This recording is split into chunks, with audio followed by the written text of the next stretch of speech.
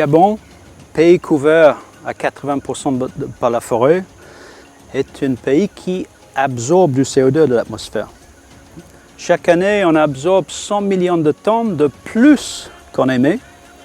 On est le pays le plus positif en carbone au monde. Le Gabon absorbe toute seule un tiers des émissions de la France. Et donc, on va au COP fier d'être le pays, le meilleur pays au monde, si vous voulez, dans la lutte contre le changement climatique. Et on va pour demander au monde de financer ce service qu'on fournit à la planète, à travers le marché de carbone. L'Afrique va être le continent le plus touché par les changements climatiques.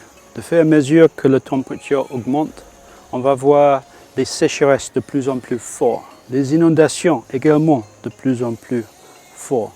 Le niveau de mer qui monte, on prévoit une augmentation du niveau de mer d'environ 1 mètre sur le prochain siècle. Ça veut dire qu'on va être obligé au Gabon de déplacer Port-Gentil, de quitter Olomouc. Et ce sont des pays développés qui ont créé ce problème. Donc l'Afrique les demande de financer les coûts d'adaptation à toutes ces problématiques.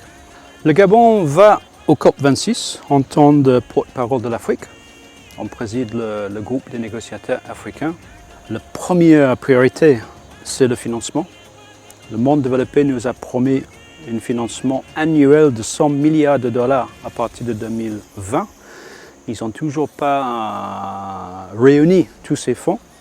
Et donc on va à Glasgow pour insister que c'est une question de confiance entre nous. Il faut absolument qu'ils livrent cette promesse. Et on va également pour insister qu'il faut autant d'attention sur les questions d'adaptation que sur les questions de réduction des émissions de CO2.